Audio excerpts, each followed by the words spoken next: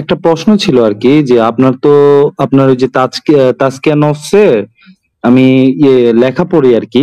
আমি যখনই জি। সময় পাই। তো ওইখানে ওই যে মা মালাকা তাইমানাকুম অ যে ব্যাপার মানে যে লেখাটা আছে।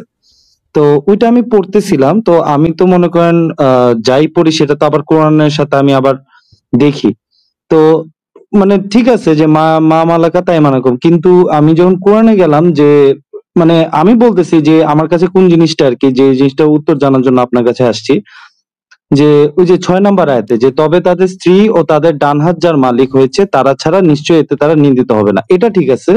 কিন্তু ৭ নাম্বার আয়াতে আবার বলতেছে যে অতঃপর যারা এদের ছাড়া অন্যকে কামনা করে তারাই সীমা লঙ্ঘনকারী। তো বেশিরভাগ জায়গায় তো আপনি বুঝতেই পারছেন যে একটু খারাপভাবে ইঙ্গিত দেয়া হয় এই বিষয়টাকে আরকি। তো এই বিষয়টা আরকি আমি এটা একটু কনফিউজিং আরকি ভাইয়া। একটু যদি বুঝাই দিতেন এই ব্যাপারটা। আবার একটু বলেন তো। না ৬ নাম্বার আয়াতে যে মা মালাকা তাইমানাকুম কথাটা আছে না? তো ওইখানে তো ডান হাত যার উপর আছে আপনি এটার এক্সপ্লেনেশন দিছেন।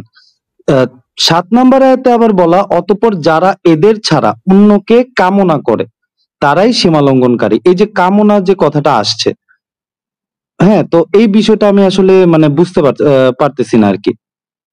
দেখতে জি। পাচ্ছেন স্ক্রিনে? জি, জি দেখতে পাচ্ছি। এখানে বলা হয়েছে, হে ঈমানদারগণ, তোমাদের ডান হাত যার মালিক হয়েছে এবং তোমাদের জি, মধ্যে যারা প্রাপ্তবয়স্ক হয়নি তারা যেন অবশ্যই ৩ সময়ে অনুমতি গ্রহণ করে। ফজরের জি, সালাতের পূর্বে, দুপুরে যখন তোমাদের পোশাক খুলে রাখো এবং ঈশার সালাতের পর। দেখতে পাচ্ছেন? এই মা জি, জি, মালাকা জি। তাইমানুকুম, হ্যাঁ, হ্যাঁ এটার মা অনুবাদ মালাকা তাইমানাকুম এটা। ফজলুর রহমান আবার লিখছে দাস দাসী, আর বয়ান ফাউন্ডেশন লিখছে কি ডান হাত। আচ্ছা, এখন আমার বউ, আমি বিয়ে করছি, আমার বউ আছে। আচ্ছা, জি। আমি ঘরে যদি হাফ প্যান্ট পরে আমার বেডরুমে থাকি, আমার বউ কি অনুমতি লাগবে? মে আই কাম না, ইন না মাই এটা হাজবেন্ড? অনুমতি লাগবে না। তাহলে অনুমতি, আমার বউ যদি শুয়ে থাকে, তার একটু ড্রেস, একটু মনে করেন একটু হালকা ধরনের ড্রেস আছে, মানে পুরোপুরি নাই, মানে রাস্তায় বের হওয়ার মতো ড্রেস নাই, ওই জি, জি। অবস্থায় সে শুয়ে আছে, তা আমার কি নক করতে হবে যে may I come in my wife? না, না। কেন?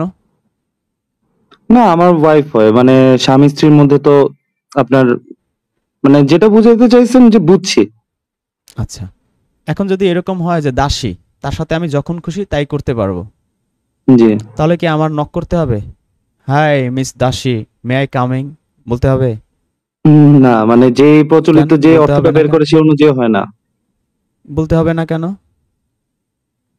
কারণ ওরে তো না আমি যা যখন খুশি তখনই ওর কাছে যাইতে পারি নাকি? হ্যাঁ, যেহেতু সে আমার দাসী এবং তার